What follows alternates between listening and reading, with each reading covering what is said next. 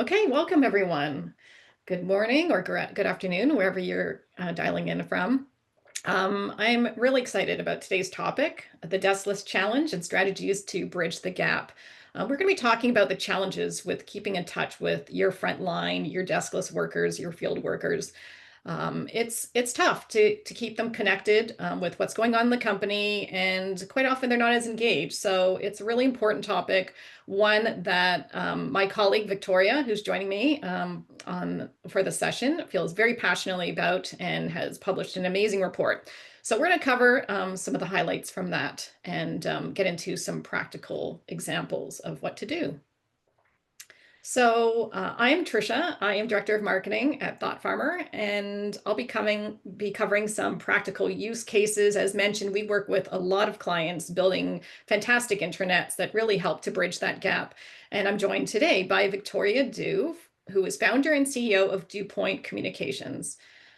Um, the agenda for today is, first of all, Victoria's going to kick off by going through some of the key highlights and insights of their report. It is a very comprehensive report, and you'll be able to read the full report afterwards. But she's going to touch upon just some of the staggering statistics and what's happening right now, and how massive this problem is.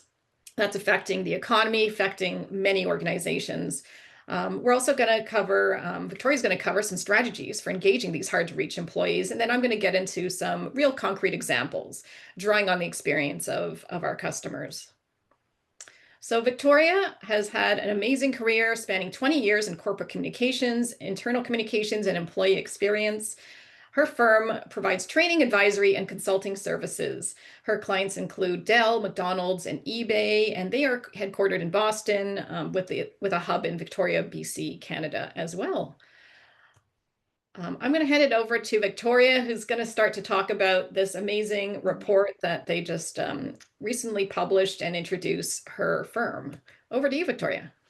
Wonderful. Thank you so much, Trisha, for having me. It's wonderful to be here with everyone. And I'm excited to talk to you today about our research, certainly some of our key findings, but also we're going to hear some how to make it real. And Trisha's got just some great examples and case studies of how people have their clients have been very successful, really truly connecting with deskless workers.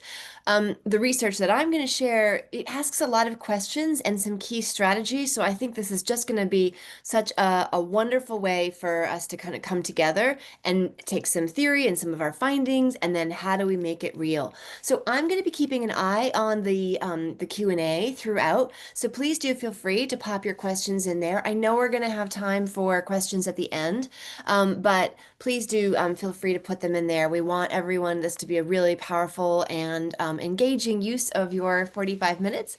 So glad to be here with you, and thank you so much again for having us, Trisha and ThoughtFarmer. So, as Trisha said, my name is Victoria Dew. I own a firm called Dewpoint Communications. We are the go-to experts for future forward-thinking organizations who are looking for best-in-class strategic internal communications guidance and support. Since 2017, our work has impacted about 600,000 global employees. We've worked with some of the biggest brands in the world, high growth startups, nonprofits, in the public sector, middle market, you name it. We've seen the inside of a lot of organizations over the years. And our clients and team are global, based primarily in the US, UK, and Canada. And we are industry agnostic. We have worked across more than 20 industries and sectors. So again, looking at just a real breadth of organizations and experience. The research we're going to talk about today is based on our really in-depth qualitative interviews with across 18 industries with comms leaders across 18 industries in North America, US, and Canada. Everything from construction, manufacturing, healthcare, travel and transportation, the energy sector, education.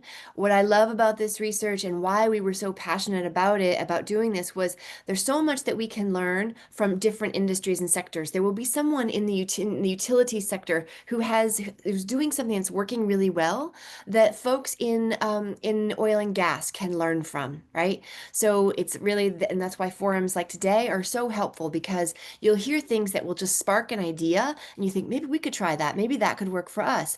And then when you hear Trisha's case studies about people who've actually done it successfully, I just know that everyone's going to be very inspired and energized to go and do great things. So I'm going to dive in. Um, so when we did this research, what we learned was that even though deskless workers represent this massive economic engine, and I'm gonna like double click down on some of those stats, somehow, as those of you who are here, if this is your like day in, day out, you know that still communicating with them, engaging with them is hard, and it has always fallen kind of in the too hard basket. There are a bunch of reasons, very, very good reasons why they are hard to reach. They are shift workers, there are safety concerns, there are labor employment relations concerns about why we can't, right? And their job is not necessarily to be engaging with our content. So there's lots of good reasons why historically they have been hard to reach. And I'm going to try to persuade you today that it is well worth trying to figure out how to break through this barrier and move them from the too hard basket to the must-have basket. So first, one of them is, as Trisha mentioned, massive impact on the economy. Look at these numbers. Frontline workers comprise 70 to 80% of the global workforce, and they contribute a lot to the US economy, to all economies really. But I'll tell you what, one of the reasons, and for those folks who are joining us from, I saw folks from Europe and from Canada and from other parts of the world. I'll tell you why I love these US stats, because look how big they are. It's true for every economy, but the scale of the economy in the US, it really punctuates. Look at what these jobs contribute to GDP, right? Retail, $1.8 trillion in GDP. Health and healthcare, 17.6% of US GDP. Manufacturing, 2. Trillion US dollars in GDP. So when we talk about what these workers are worth, not only to our companies, but to our currencies, to our countries, right, to our global economy, it's massive. Okay. Getting it wrong is just plain old bad for the bottom line. We know that workers are ready to quit anytime, and a lot of them do quit, 50%. We know that frontline workers already will tell you that they don't really understand the company's strategy, and that makes it hard for them to actually implement the key measures. So think about that for a moment, because we go to all this trouble to explain strategy, vision, right? Town halls, all hands, all this effort we go to try and explain it. They're not really getting it. It's not landing. That means they can't do the things that we're asking them to do that will help them to make the strategy successful. And we're losing a lot of money when it comes to productivity as well. Um, way we're currently communicating with them is also just not working. They will tell you that their companies are bad at communicating with them, that the amount of time it takes for messages to get to them is just too long. And most of them will tell you that when those messages do get to them, they feel irrelevant, like they don't really have anything to do with them. I have a feeling, I can't see your heads, but I generally, when I share those stats, I get some head nodding heads. So I'm guessing this is probably very well aligned with what you're all seeing already in your organizations. Communications lead, and this is how I know, because communications leaders that we spoke to told us they get this critical gap. It's frustrating for them. One of them told us the truth is we have a Ferrari on the salaried side of our business and a horse and carriage on the hourly side. We know there's a disparity, right, between the way we communicate with folks who sit at a desk and the way we communicate with folks who do not. We've heard that there are a lot of very consistent roadblocks when it comes to communicating effectively. So one thing we heard in our report was this disconnect between how important the C-suite says that communicating with deskless and frontline workers is, and how well it's resourced. And again, I can see the virtual heads nodding. We know that we count a lot on managers to be communicators, right? And you know what? I don't know how many managers look on their job description and see communications channel and sign right up.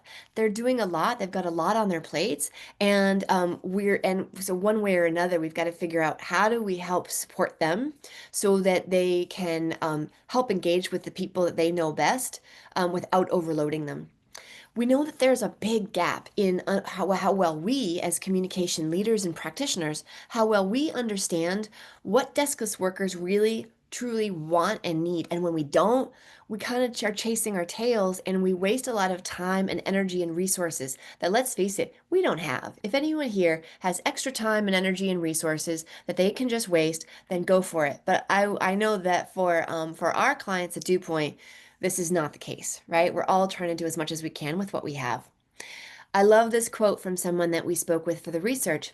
We don't have the technology to be efficient or strategic. We create a lot of content manually, but it does not have as much impact as decision makers think it does. If that sounds familiar, you are in very good company. So, despite all these headwinds and all these obstacles, we still see, and this comes through loud and clear in our research, we still see a lot of opportunity to have a big impact on deskless worker communication.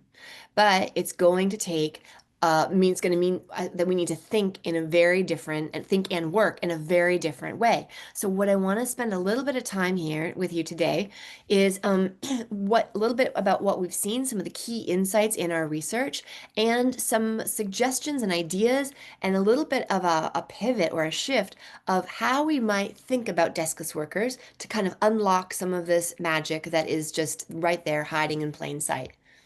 And again, I'm keeping an eye on the questions, so please do feel free to go through and pop those in as we go. Okay, 4 big picture themes and insights that emerge from our research. So, number 1, you know what? We are actually missing the forest for the trees. And what I mean by this is that very often, if you think about the deskless workers in our organizations, we think about them as implementers, right? We think about them like there's a strategy, and then these people go and they do the things and they do the strategy and then they make it happen. I would invite all of us to shift that perspective from the people who are the implementers to being strategic change agents. Because if you think about it, these people on frontline deskless, they actually know a lot about the business. They are true knowledge workers. They traditionally have not always, if we're being very, very honest, have been given credit for that, right? These people know the equipment in our sites very well. They know each other. They know customers. They know patients really well. They know each other. They understand internal politics really well. They understand supply chains really well. They understand market conditions very well. Think about all of the touch points that a deskless frontline worker has with all the things that really matter to our business. And we have not always viewed them that way, right? So that's what I mean about shifting from a tactical challenge to just this powerhouse of opportunity for our business that if we could really engage with them would unlock so much for us. The second insight I want to share is that this is not just a technology problem, right? There are some wonderful platforms, apps. We're going to talk about some of those today, but this isn't just, oh, we don't have an app, or we don't have an internet, or we don't have a this. This is connecting with the front line is both a tech challenge, certainly, but it's also a people problem.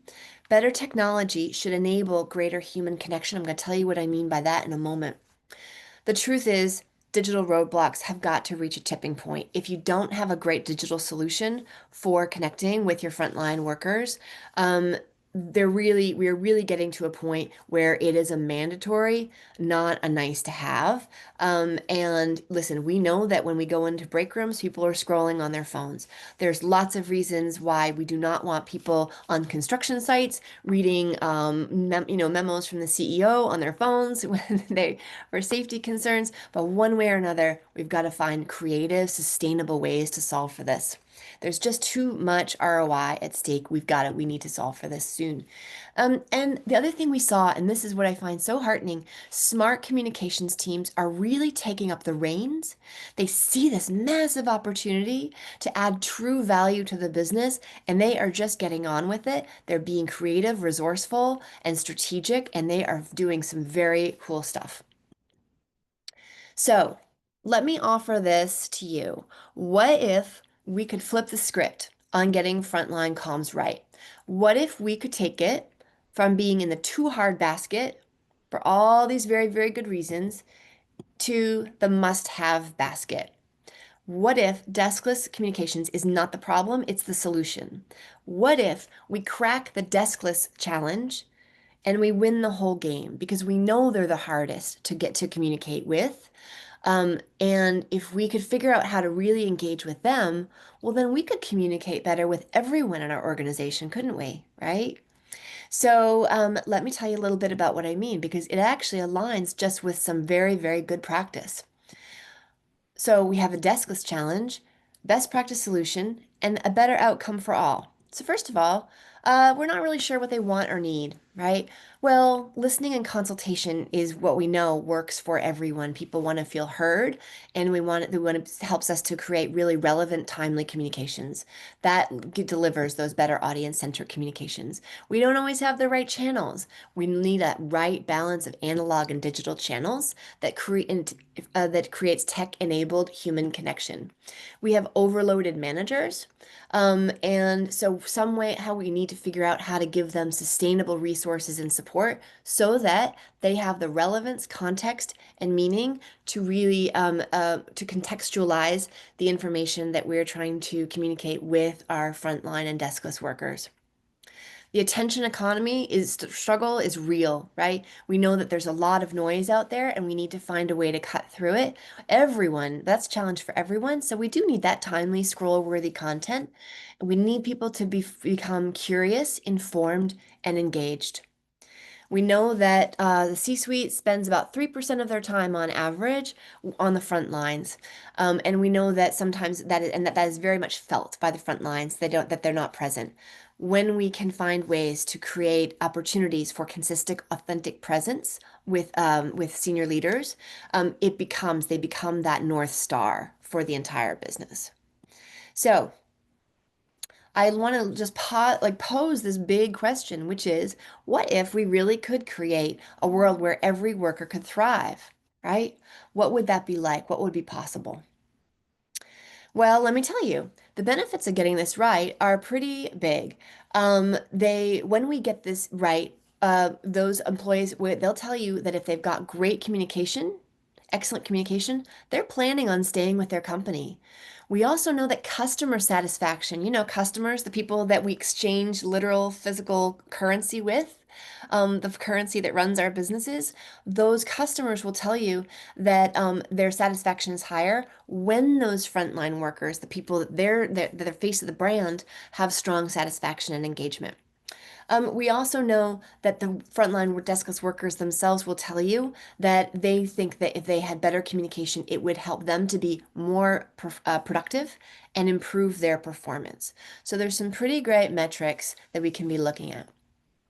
I want to offer this. So, no matter where you're starting from, whether this is something you're well on your way to implementing, and you know this, your C-suite knows this, and this is something that you're in progress with, or you are just at the beginning of the journey. I want to offer you a few key strategies and very tangible, achievable steps that you can take right now to start on this journey to achieve this future state. So, a common three-step approach, a little roadmap, if you will, to harnessing the power of deskless workers. So, one, wherever you are, just optimize your existing resources. Start by taking stock. It might be an audit, it might be a listening tour, it could be so many different ways, but start looking at what you have in place already, channels, tools, resources, people, time, site leaders, technology, bulletin boards, and make it work smarter so that you're maximizing, you're getting every bite of that apple from what you've already got in place. The next thing to think about is taking that data from that audit, that listening tour, make whatever you have in place so that you can start making a plan, whether it's 6 months, next financial year, the year after that, for strategic investments. Because the area of frontline community, how we communicate with the front line, is an area that we are going to want to, as you can see from those numbers, huge ROI in increasing that investment. So start to develop that business case, research and develop it, those future ready tools and skill sets that you and your team are going to need. The last piece that I would offer on this roadmap is to always prioritize people and relationships. And again, part of how you'll be able to do steps 1 and 2 is because you have those relationships in place. Build and maintain very strong interpersonal networks and infrastructure that support real world connection. All right, so let me share a few simple strategies for how you can do this.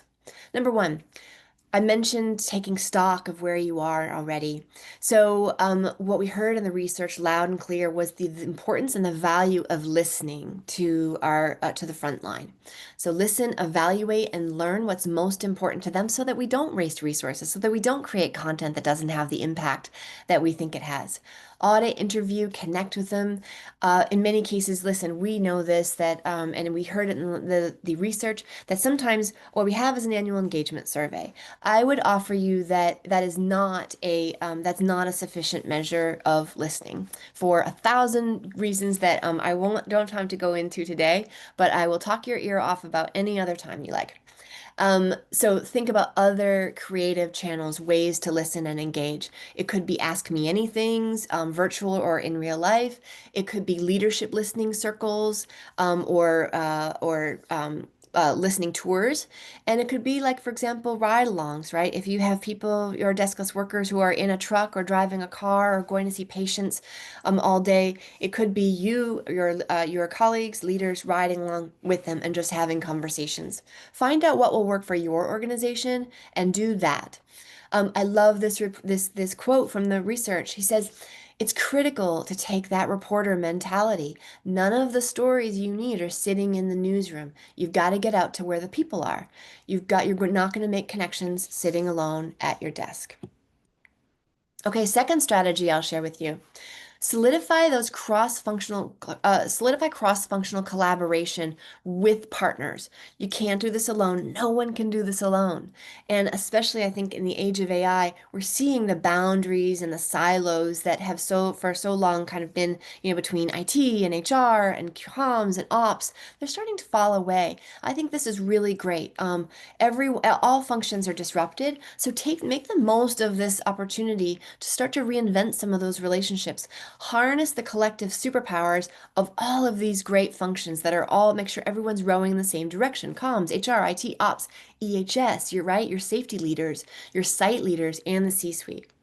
My little pro tip here is keep a close eye on your learning and development team, because learning development we think about how many, 60% of all global workers, and that includes comms folks, will need to be upskilled and reskilled by 2030.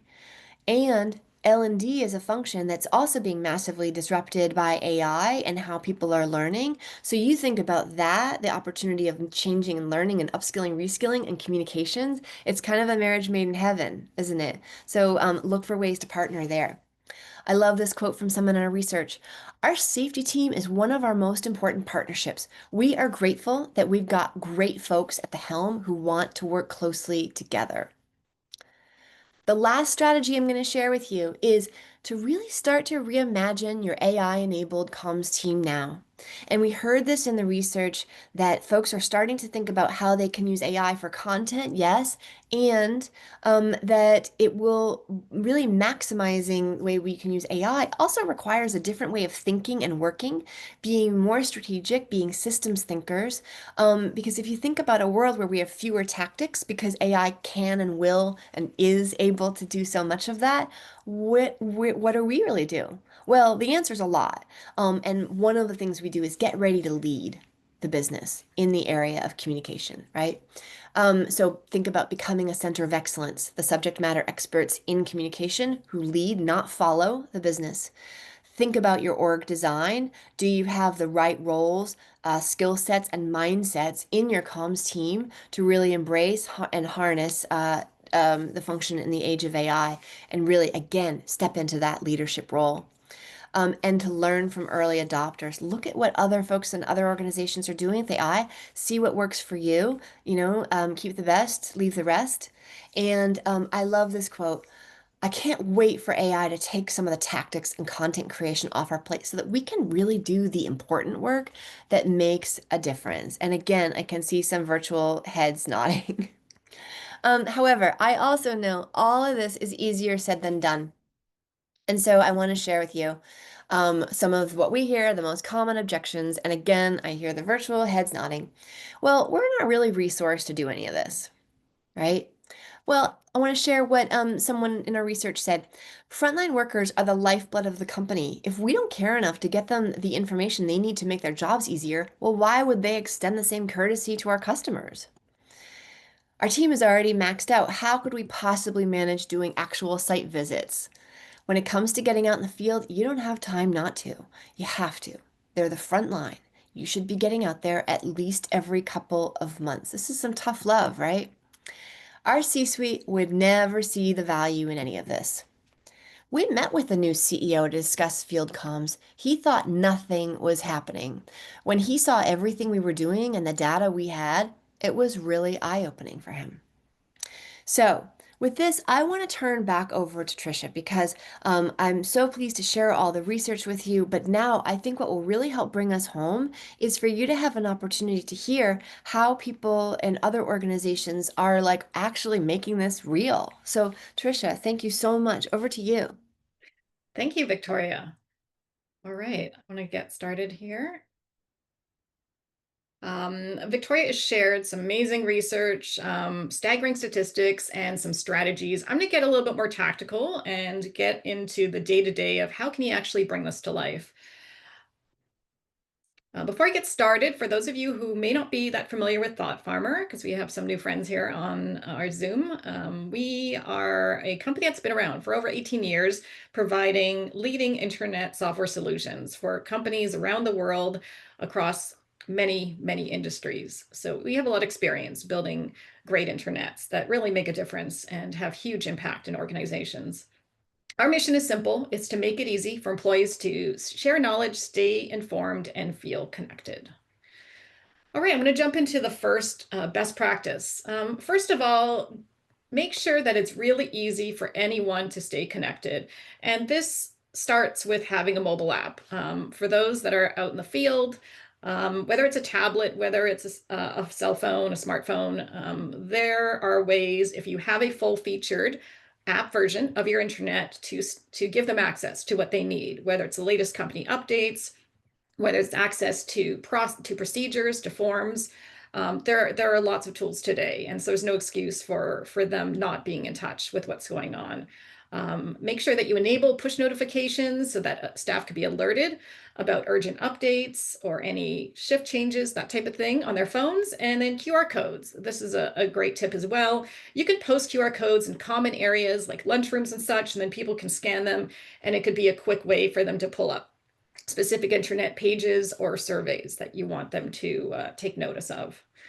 Here's just an example of a fantastic customer of ours, Rick, which is a multidisciplinary engineering firm, and they make great use of their mobile app. They have over 400 employees across 4 states, and around 25%, over 25% of their employees stay connected through their mobile app. They make sure during the onboarding process that everyone immediately installs the mobile app, they walk them through that, and they get them going, on a good foot from day one. Second best practice I'm going to talk about is not just making sure people can access information in general, but the right information. So what happens quite often when you rely on email, you send out these mass emails all the time, everyone's getting the same message. And people start to tune out because they realize that, okay, 50% of these emails don't pertain to me. So then they don't know what to look at, and then the whole message just gets, all the messages get lost as a result. So what we recommend is ensuring that you have a platform that facilitates targeted news and updates.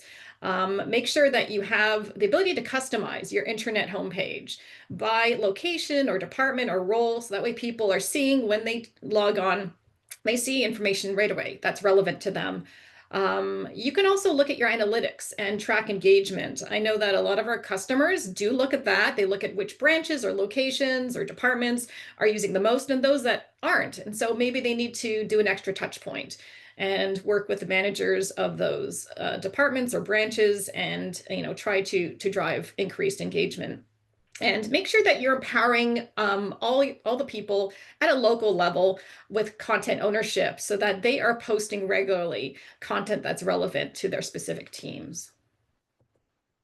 Here's an example of a feature in our platform where you can post an urgent message. In this case, you can select a specific branch and choose whether you want it to be on the intranet as a banner, or whether you also want to email. And if you also want to do mobile push notifications, you can also, if you have an integration with Teams or with Slack, you can also choose to push it out to that. So we make it really easy to send out these targeted communications. Another example is make sure that you're making the frontline and your deskless workers' jobs easier. If you do anything that shows utility with your platform, your intranet, they're going to go and use it because they're going to be getting that time savings, the information at their fingertips. If they can't find information quickly, it really does impact the whole customer experience. And that's so important for many businesses, of course, and in terms of customer retention or customer acquisition. And so you want to make sure that your intranet navigation and homepage is filled with quick links, so easy, quick access to what people need, and really take advantage of online forms. I know we have customers that use hundreds of forms where they've digitized processes. It really saves people so much time with downloading or printing out PDFs and having to fill out manual forms. So that goes a long ways. Here's an example of a credit union customer of ours, Premier America. They have an amazing intranet, and you could see the quick links on their homepage there. They, love their frontline loves to have access to all the information they need.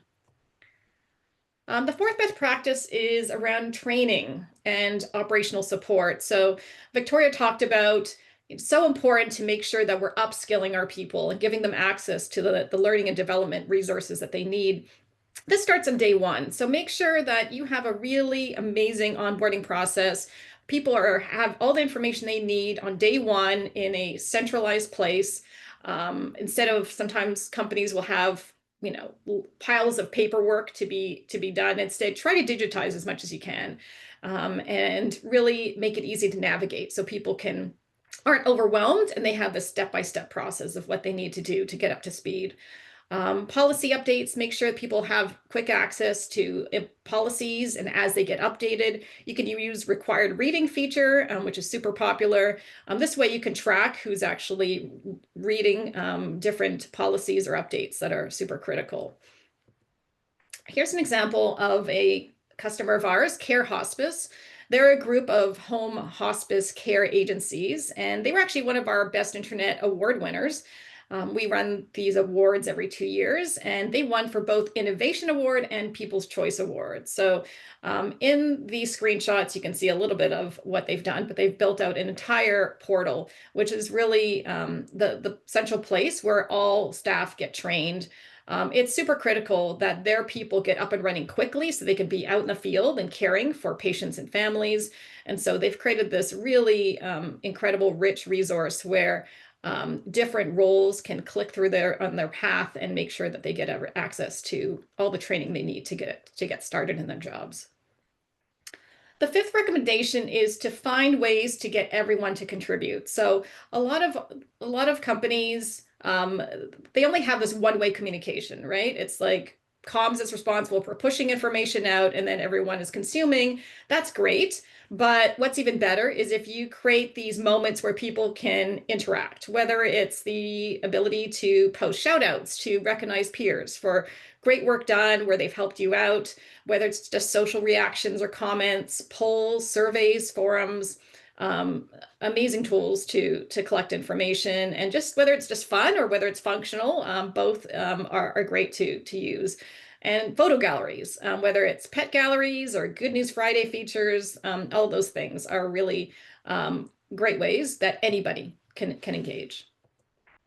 Here are some examples here. Once again, Premier America. This is a fun poll that they put up.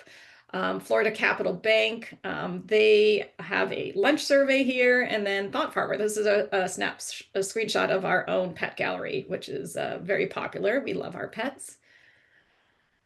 And here's a few forums. So Rick Engineering has a Good News Friday forum, which I love. So, who doesn't want to end the week on a high note? So any news, whether it's personal, whether it's work-related wins, can be posted there and shared with everyone.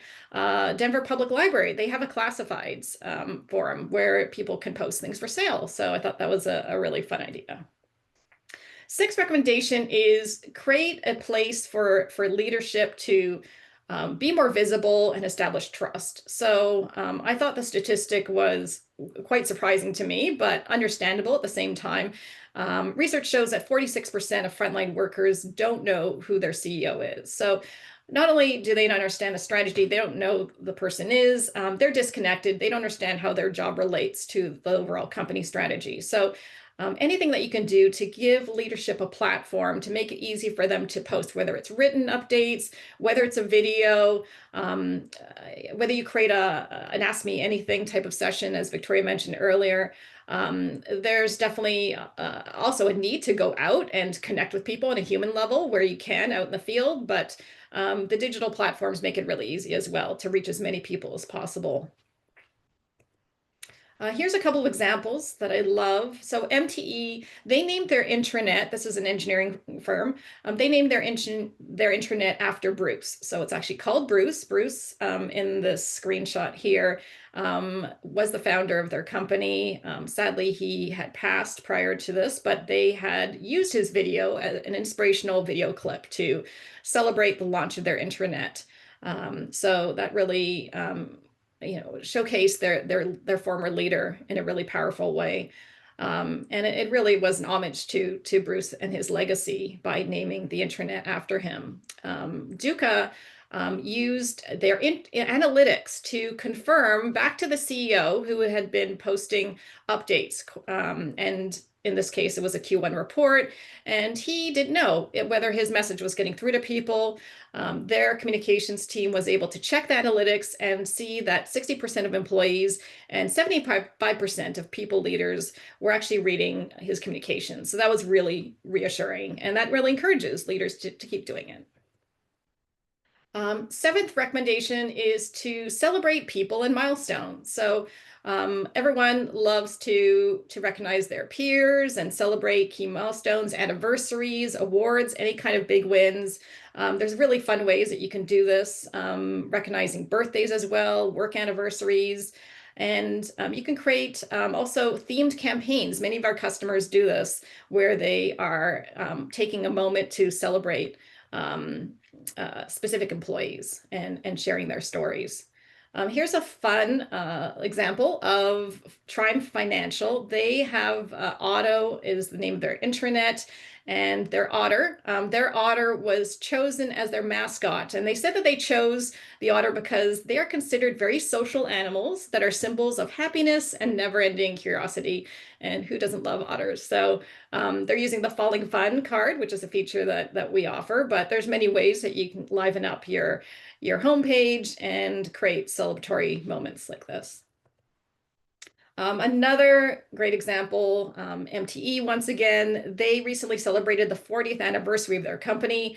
They did a whole campaign around this. Because it was the 40th, they decided to do a decades theme. So it was 80s and 90s and 2000s, and they had all kinds of graphics and different ways that they could celebrate the themes. That was a lot of fun and got great engagement. And here's one more example, New York State Department of Labor. They're committed to creating a culture of recognition and appreciation, and they showcase various employee awards on their intranet. And I think I have time for a few more bonus ideas. So make it fun and really use your intranet to showcase your brand personality. Employees are more likely to visit your intranet if it's fun and it's warm and friendly and has some fun mascots, and if you update it from time to time. So make sure that you try to lean into seasonal refreshes when you can to just keep it interesting all the time. Here's an example of another award-winning customer of ours. They won one of the best design awards, Cambrian Credit Union, and their intranet is named Milo, which stands for Mountains of Information Logically Organized. And the name is a perfect description of the challenge that the team had when they were building the intranet, and how they were going to fix that challenge. And they also have a mascot. So their mascot is a bison, and it pays homage to the heritage and local wildlife of Manitoba.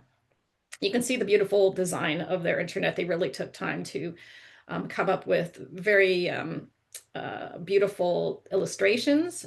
So it was there was a logo as well created for Milo. So a lot of attention to design. Also, don't forget to combine real world experience with the digital workplace experience. So, as Victoria mentioned, it's so important. It's the technology and human connection in real life that wins. And love these examples of Central One. Central One is a leading financial institution in Canada. And as you can see here, when they were launching their intranet, which was called the Beacon, they decided to brand it everywhere. So it was a bit of a takeover. You could see it's on clocks and posters and the stairs and even a crossword puzzle. So much creativity. And it really just shows that you can get everyone engaged, even if they're not on digital platforms, trying to create awareness about this new initiative. Also, a lot of our customers do in-person events to announce the launch of their intranet or any special occasions. So you can do things online, as I showed earlier, but also you can host events at whether it's at your local branches, locations, offices. This was a cafe theme because Premier America Credit Union, their intranet is named CAFE, which is an acronym for creating awareness for everyone. And here you can see some photos of the event where they had a barista on site and had a lot of fun moments there with their team. And lastly, last but not least, think about what is your process that you have in place for business continuity, crisis communication? How do you support your people in times of uncertainty and need? And I wanted to share this amazing story. Several years ago, we received an email from BOK Financial, a customer of ours, and it came from Joe, who is their VP of Communications. And the email tells a story far better than I can, so I'm going to read it for you now. It starts off where it says, this past weekend, a tornado struck our primary operations center in Tulsa. All systems were down, including email and phone, for almost the entire day on Sunday. We had no way to communicate with our employees as we weighed options for recovery efforts. And news was changing literally moment by moment in terms of what things would look like and where employees would work from come Monday morning. Thank God for ThoughtFarmer. Yesterday, Bank Connect, which was the name of their intranet, became our central repository for all information shared with the employee base. Paired with texts and voicemails, we were able to steer employees to our intranet, and they were able to log in from their homes, getting updates throughout the day, including reassuring messages from our CEO. We were able to post details all the way up to reassuring messages from our CEO, and employees could ask questions, and we could respond to them in real time. Bank Connect has already proven its worth in terms of increasing engagement with our workforce, but this past weekend, it morphed from a nicer intranet to an invaluable tool, an essential component of our business processes. I thought you would like to know. Best regards, Joe. So I thought this is just a really nice way to cap off the examples. This is a really heartwarming story of how technology can bridge the gap between leadership and the entire company, especially during challenging times when people need that support. And I encourage you to think about that. Do you have a plan in place when, if things like this, hopefully not, come about, but lots happening in the world day to day, and it's great to know that there are tools out there that can help to facilitate these and support your organization when you need it. So I think we have a couple minutes left. That wraps it up for my session. I haven't been watching. Victoria, do we have any questions Yeah, you know from? what? We have a great question in the chat because it's perfect because it kind of brings together so many themes that we've been talking about. Great. It's someone who works in pharma, right? And so people can't have phones in the labs. They can go on them in breaks in certain areas. And there's a company app, but the problem is they have to download it onto their personal device. And Mm, lots of people say they don't want company stuff on their personal phone. mm, And so it's this struggle because and I love this question because it's so common, right? This is a yeah. struggle, and because it's true, at the end of the day, people do have to download to the thing, generally apps to their personal devices. That's just the reality of, bring your own device, right? And there is always going to be some resistance to it. And I think that's part of where our role is. I love some of the examples you shared because it's like, we have to create, it's like, has to be all carrot, no stick. It has to be this thing that Hmm. people want to do. And obviously, we need to protect people's privacy and make sure, right, that those considerations and safeguards are in place. But I think it's such a great example of like a real challenge that there are great creative solutions to. I also loved, Trisha, the way you highlighted um, to creating in real life, like the cafe. How do we make the kind of real life expression of what the app can be and bridge those gaps between, the digital and the real world? So I would invite this question, it's their creative ways that people want to, that there's something that they want to get, they can only get on the app that makes it worth it for them to put it on their personal device. Obviously, making sure all those safeguards and boundaries are respected.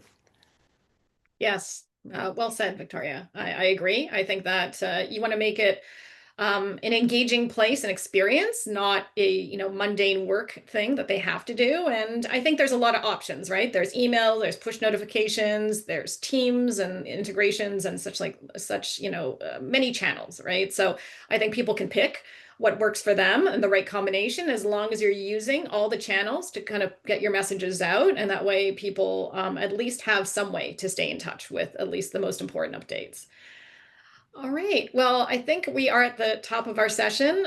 It was a lot of information, so hopefully everybody followed along and got some value from this. We will be sharing the recording back afterwards, likely by tomorrow, and then you can look forward to the very full report, which shares even more information based on Dewpoint Communications research. So thank you, Victoria, for joining me. Been fantastic having you, and thank you to all of you who joined us today.